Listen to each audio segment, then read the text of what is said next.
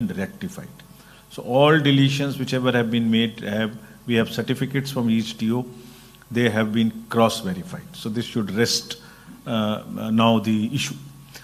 Regarding the complaints regarding dead, shifted and duplicate voters, that again was compiled, and out of a 14.48 lakh voters, 5.65 lakh names found to be either death cases or permanently shifted, and after due verification they have also been deleted, which is forming part of the total deletions. As regards the cases of, there was a complaint that on one house there are many voters, more than 10. This was the complaint in Telangana also, which we received. And this is a historic legacy problem because the house numbers for some regions in the panchayat or in the municipal areas are not given. So as you call here, they are the zero numbers or the junk numbers alphabetically or some sign numbers. House-to-house verification were done for 1.57 lakh such houses which have these kind of zero numbers or others. 20 lakh plus electors. When the draft publication of roll was done on 27th of October this year, the number reduced to, after carrying the corrections, to 65,964, and out of this 4.52 lakh have migrated and 26,679 are non-traceable. So therefore, the nutshell, 99% cases have been resolved wherever there are more than 10 voters. Either they have been deleted or after filling up the form, their new address has been given to them. Similarly, zero and junk, this was the voters of the houses which have 10 and more. Now similarly about junk and zero corrector votes, there are 2.5 lakh such households where also addresses have been corrected and after filling up the forms. Next.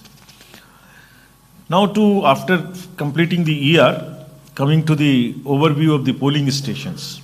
The total number of PSAs in the state for elections would be 46,165.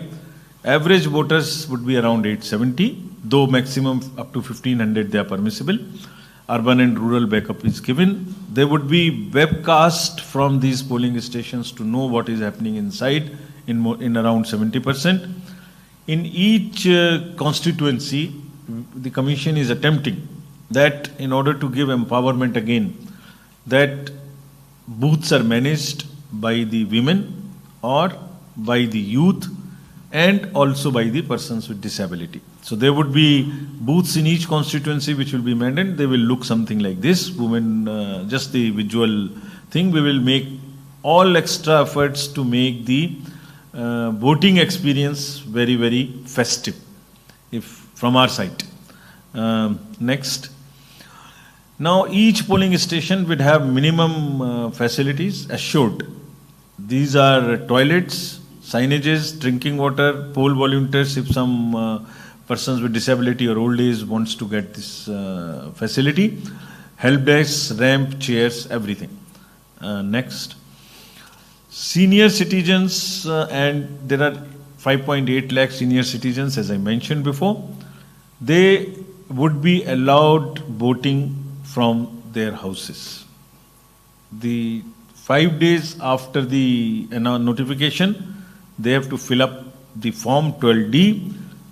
Those who want to come do not want to come. Majority of them wants to come to the polling station. This is what is our experience. Because old days they get a chance to come to the polling station and meet people and it's in their habit. So most of them wants to come. In case somebody doesn't want to come, this is the facility that they will be allowed to cast their vote from the home, and similar facility exists for the persons with disability also, who have the disability of 40% and above. Next. Friends, we want to publicize this through your medium. There is a C-Vigil applications. I'm coming to the technology now. Parts, how would we facilitate conduct of free and fair elections.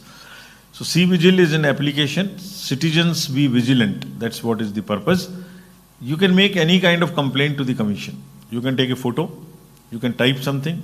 You can take a video, upload it from your system. Your identity is not revealed, and we will take the location, that is the longitude and latitude of your location right from your phone.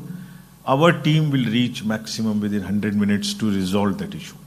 We'll come back to you within 100 minutes. That's the guarantee through this application. What it does, nearby, whichever is the zonal magistrate or the team, it directs them towards the site from where the complaint has been lodged. Similarly, next is the voter helpline app. So if anybody wants to know where is the polling station, who is the BLO, what kind of, or the election results, they apply for anything online because the corrections and things are still available, or download the e-epic. This is the website, voter helpline. Suvidha portal, you would be very happy to know again. This is an technological intervention to again ensure the level playing field. There was a possibility that when the entitlements are asked by the candidates, say for instance the booking of a ground for conducting rallies, now they will apply on this website, on this portal, which will be timed logged in and first in, first out. Whosoever applied first will get the first. All DOs, district magistrates, have been instructed that strictly whosoever applies first for a facility will have to be given first. Not that any extraneous considerations. The next important application is Know Your Candidate, KYC. Anything you want to know about your candidate is all available on this, including the criminal background or antecedents, if any. And each candidate has to publish thrice in newspapers, portals, TV, everywhere about the criminal antecedents. This is to make the voters aware as to what kind of, whom we are choosing, what kind of criminal background he has. Then it's the choice. So it's the informed voter who takes the decision about the background one must know. So this application enables the voters to know about their candidate, including their affidavits, including their assets, liabilities, whatever they file along with the nomination form in terms of the affidavit gets uploaded here. So their picture, their criminal background, their assets, liabilities, everything is here. So know your candidate before you decide whom to vote. Now, coming to the law and order and how would we ensure that the freebies and money and these kind of things are not are checked. There are total 139 checkposts which have been made. As you know, there are 5 states and 1 UT with which Andhra has the border. Across the border and across the departments, police has around 95 checkposts. GST would have 29, road transport 3, forest checkposts 12, 139. We have asked very strictly all these departments to not work in silos. Let them work as a team so that even the transport, GST, police, everybody knows what is happening in the state. I'll cover this little later. Next, we had a meeting with the enforcement agencies of the state and the center, like state police, state excise, central GST, coast guards, Directorate of Revenue Intelligence, income tax, customs, DRI, Bureau of Civil Aviation, Transport, Airport Authority, Narcotics, ED, everyone. You would ask us what happened. You met so many, what did you do meeting them? Recently, because of, we have introduced a application again, which puts all these agencies on a particular platform. So we know on a day-to-day basis as to what they are doing. Result of which is that in last 11 elections, we have been able to seize something close to 3,400 crores as against the earlier figures of 366 crores. That's the phenomenal increase. We have here asked all the departments to, from now, whenever the thing starts, to take strict action against use of money power during elections. This is one area, inducement-free elections. This is what we are committed to. So, what all it includes? It includes the distribution of liquor, cash, freebies, all godowns, all GST-related issues, eBay bills, analytics. So you know what is coming into the state, both for the assembly elections and also for the parliamentary elections. And it is not that you take action only against the small handlers of the liquor, those who are carrying it. Go to the kingpins, who are the organizers of crime. Similarly, there would be a strict watch on the cash, if through by the banks, by the wallets, by the UPI, by whatever mode it gets transported. All the airports and helipads would be checked for all kinds of helicopters and air services on intelligence basis, and also the helipads and airstrips for all chartered unscheduled flights as well. As I mentioned, that the list of godowns and everything which can be used as freebie, like machines, electronic goods, garments, sarees, this, that and the other, that's all exercise would start. The commissioners and all others who are involved in this, both state side and central side, are working on this. We start working on this. District officials have also been said 4 or 5 things in very, very detailed, without any doubt in their mind. Number 1, their behavior, their all actions have to be absolutely impartial. There is any complaint about non-level playing field, any action which amounts to favoring somebody would just not be acceptable to the Commission. This is what has been made extremely clear to them. They've also been clearly told that it is their duty that the bureaucracy at the cutting edge level, below the district magistrates and the SPs, the SHOs, ASIs, revenue staff, excise inspectors, all who have the ground on the feet on the ground, those fellows are controlled by them. It is their responsibility. We'll make them, the district level officials and senior officials, responsible if anybody at a lower level attempts or tries to favor somebody. They have to definitely, without saying so, this is their duty, that they desist from participating in any political activity of whatsoever shade or shape or size it can be. We'll deploy observers during the elections so that they can keep watch on all of these facilities. The staff which are going to the polling will cast their votes at the voter facilitation center instead of carrying that vote postal ballot home. Next. Anybody who is trying to interfere in the polling process, a polling activity, a campaign, would be strictly dealt by the district officials.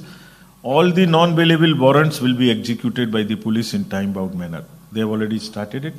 They will bound down those who can create mischief, especially in areas where some kind of fights can take place. They have identified those kind of areas. There would be a social media cell working in the districts, SP's offices, so as to handle the fake news. That's become other than the awareness activities which we do through the social media, there is also an equal amount of the fake news which comes, the negative narratives, false. They have been asked to very strictly take action against those kind of news. Police has in particular been also asked that whenever they are doing preventive actions of 107, 110, 140, pull under section 32, bound down fellows who can create mischief. They have to be absolutely neutral. It should not be one party, not the other party, or one region, not the other region. It is to establish the level playing field, whichever party, whichever organization the miscreant is. It is strictly on the basis of potential of mischief that person can create rather than on any other consideration.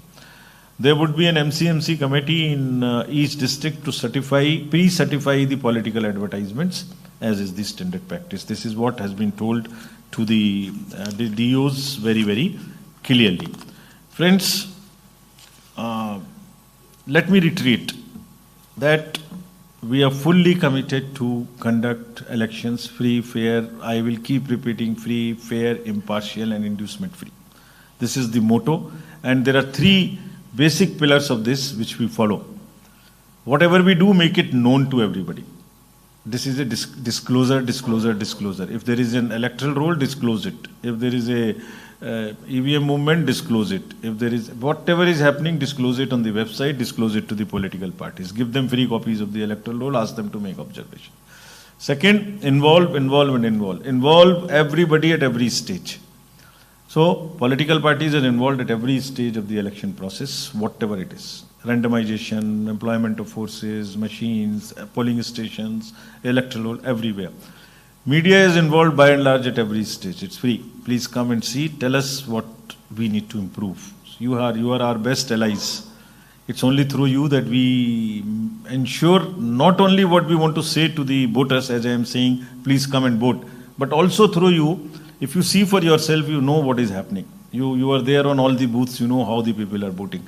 So, let me again request all the voters of Andhra to come and assure through you that strictest possible action will be taken if any official or non-official indulges in any malified or partisan activity related to the elections.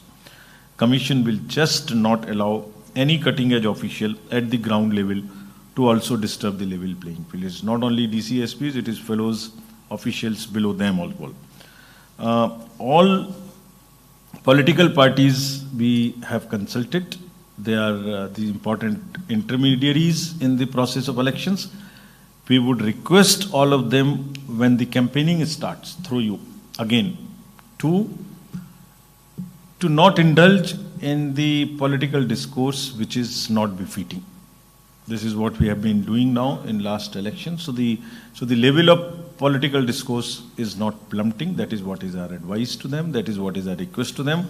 We have also advised them recently to be very sensitive to the addresses when they make about the persons with disabilities. They are sensitive to the slangs and languages which are often used against them. That is not used.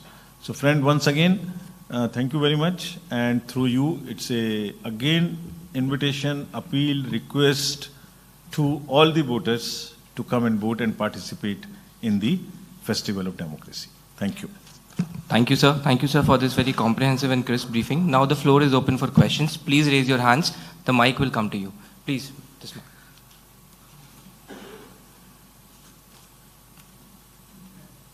Thoda fast move kar. Yeah. Good evening, sir. This is Gopi from Times of India. My question is, the two parties in Andhra Pradesh have complained against each other on addition of fake votes and deletion of genuine votes. How do you look at it?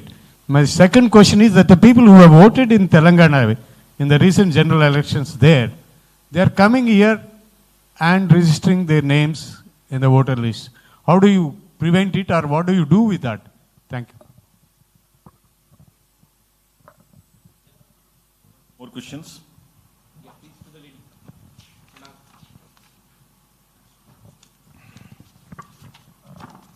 Good evening, sir. This is Rehana from NTV. So when can we expect schedule for general election in Andhra Pradesh or general election? So another my question is, what are the actions EC is going to take on the complaints have given by political parties, what you mentioned, sir? Thank you.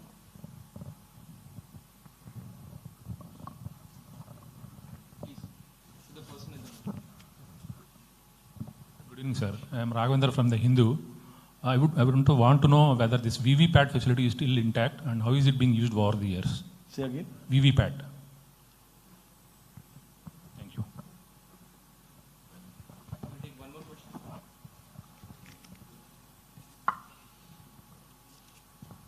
Sir, I'm Sharon from PTI. You have mentioned that candidates have to publish their criminal record. So in 3 newspapers like that. So how does it work? Do they have to, like, I have these many cases are against me. Do they have to go like that, publish an advertisement about their criminal antecedents? Sir, this is Dhananjay from ETV, sir. Your motto is Novotel to be left behind. So what about the implementation part?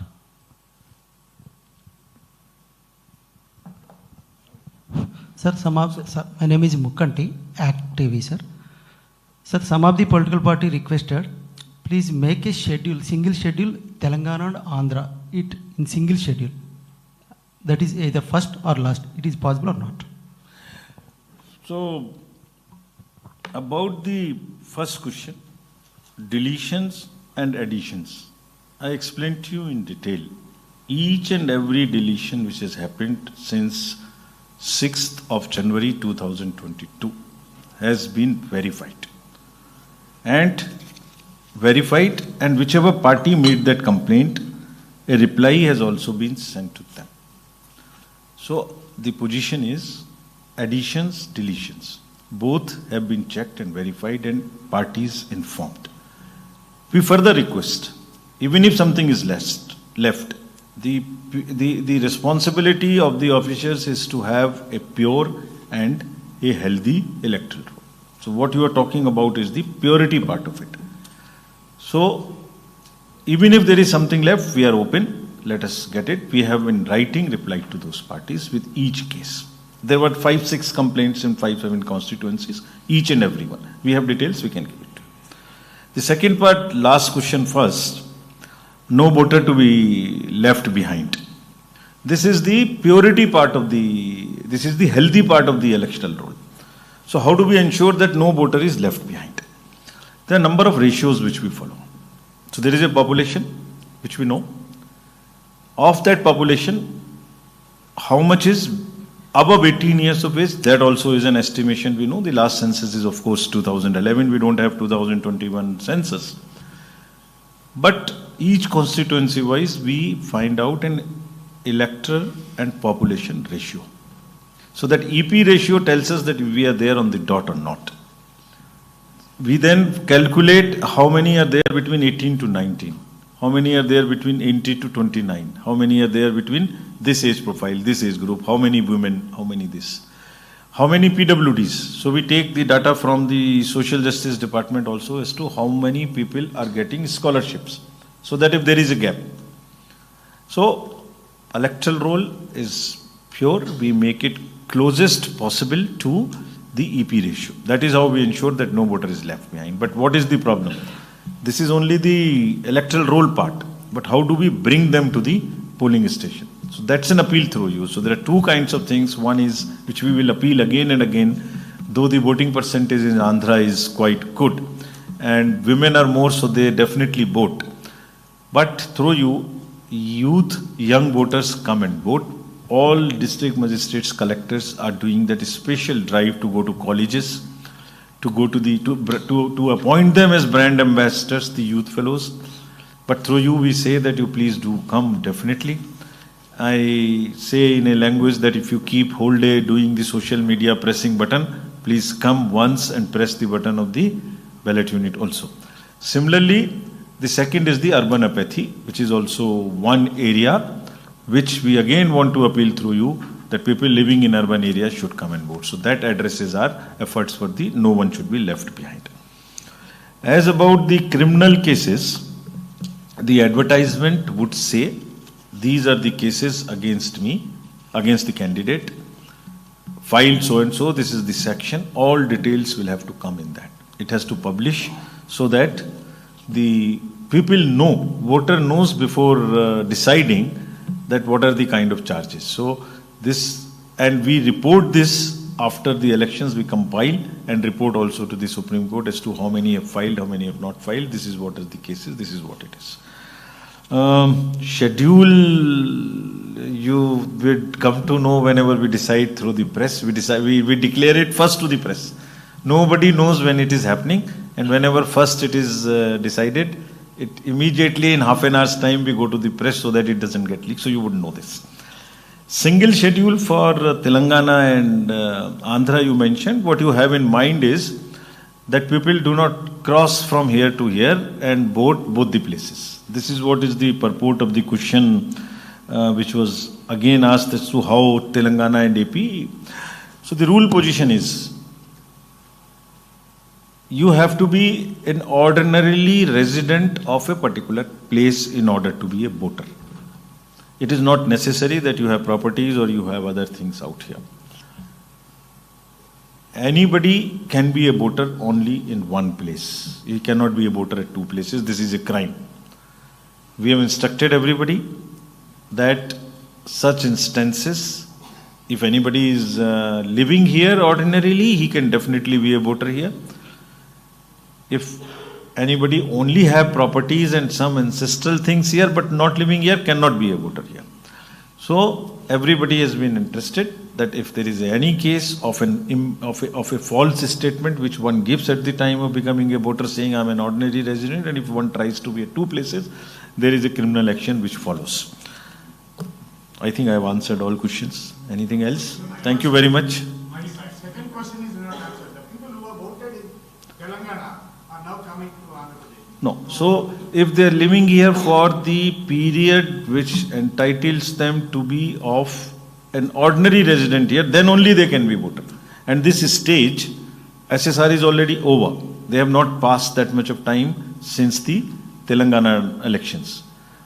Now during the continuous updation, which will happen till the nomination date, if anybody tries to be claiming this, he will be definitely looked at more carefully in all those cases of additions, that they are whether ordinary resident or not. Thank you very much. So this will bring us to the end of this presser. I thank all the media and the Honorable Commission for attending this press conference. Now I invite the media to please join us for the high tea. Thank you. Thank you very much.